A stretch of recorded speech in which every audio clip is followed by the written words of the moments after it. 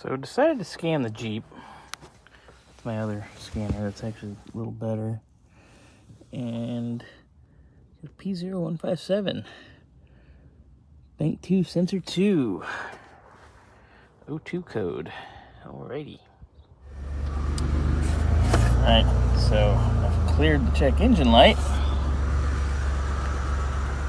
Just to see what it does, because, you know, this thing's sat for eternity, so who knows what the hell we got going on here.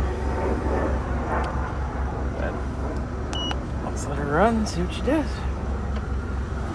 Alright, so I fixed the vacuum leak yesterday.